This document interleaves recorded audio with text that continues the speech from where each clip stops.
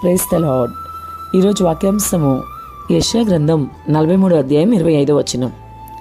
నేను నీ పాపములను జ్ఞాపకము చేసుకొనును. ఆమేన్, హల్లెలూయా. ఎంత చక్కటి వాక్య భాగమో కదా. ప్రభు ఈరోజు మనతో మాట్లాడుతున్నారు. నేను నీ పాపములను జ్ఞాపకము చేసుకొనును అని ఆయన అంటున్నారు. మరి ఈ వాక్య భాగాన్ని బట్టి నిజంగా మనం ఈరోజు ఎంతో సంతోషించాలి. అదే సమయంలో చాలా ప్రభు కృతజ్ఞులమై ఉండాలి. అంతేనా, పాపాన్ని కూడా మరి పూర్తిగా విడిచిపెట్టే వారంగా ఉండాలి. సహోదరి, సహోదరుడా, ఈరోజు నువ్వు ఏ పాపంలో ఉన్నావో ప్రభు అందుకే నీతో మాట్లాడుతున్నారు. మరి నీ కంటి చూపు ద్వారా పాపం చేస్తున్నావా? నోటి మాట ద్వారా పాపం చేస్తున్నావా? నేత్రాశ, శరీరాశ ఇవన్నీ కూడా ఉండకూడదని వాక్యం సెలవిస్తోంది.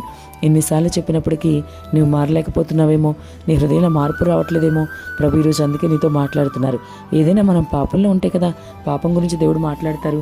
కాబట్టి ఇంకా ఏదైనా పాపం నీళ్ళు నిలబడి చేస్తుందేమో, క్రైస్తవుడిగా జీవిస్తూ కూడా అదే పాపంలో పదే పదే చేసుకుంటూ ఇంకా దానిలోనే ఉంటున్నావేమో. ఇంకా మారదాంలే, ఇంకా సమయం ఉందిలే అని నువ్వు అనుకుంటున్నావేమో. ఒకసారి జాగ్రత్తగా ఆలోచించు. నీలో ఏ పాపం ఉన్నా సరే ప్రభుని బయలుపరచమని అడిగితే నువ్వు కూర్చుని ప్రశాంతంగా ఆలోచించుకున్నప్పుడు నీ పాపాన్ని నీకు ప్రభు బయలుపరుస్తారు.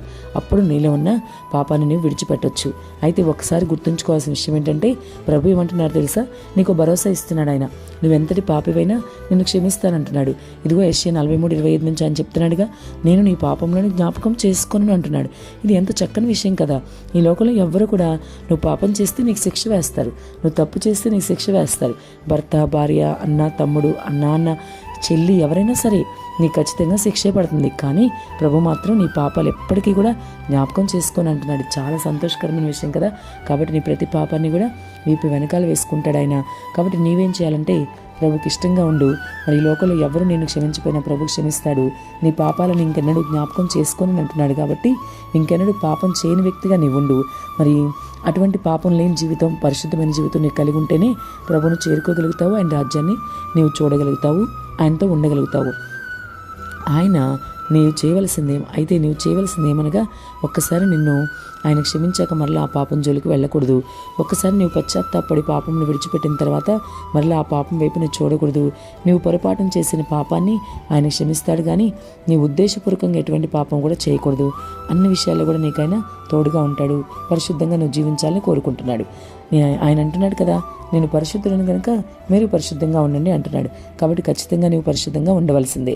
ఆ విధంగా నీవు జీవించగలిగితే ప్రభు నీకు తప్పక సహాయం చేస్తాడు.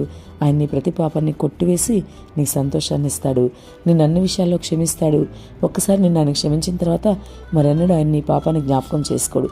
కాబట్టి నీవు కూడా అటువంటి నమ్మకం కలిగిన జీవితము, పరిశుద్ధమైన జీవితం ప్రభు కోసం జీవించగలిగితే తప్పకుండా ప్రభు నీకు సహాయం చేస్తారు. మరి అటువంటి క్షమించే మనసు, నీ పాపాలను క్షమించే మనసు ప్రభుకు ఉంది. కాబట్టి నీవు నమ్మకంగా జీవించు, ధైర్యం తెచ్చుకో. అయితే నీ ప్రతి పాపాన్ని ఆయన సన్నిధిలో పశ్చాత్తాపడి ఒప్పుకొని విడిచిపెట్టు. ప్రభు మరెన్నడూ నీ పాపాన్ని జ్ఞాపకం చేసుకొని అంటున్నాడు. చాలా సంతోషకరమైన విషయం ఇది. ఒక భరోసా కలిగి నీ ఆత్మీయ జీవితంలో ముందుకు వెళ్ళు.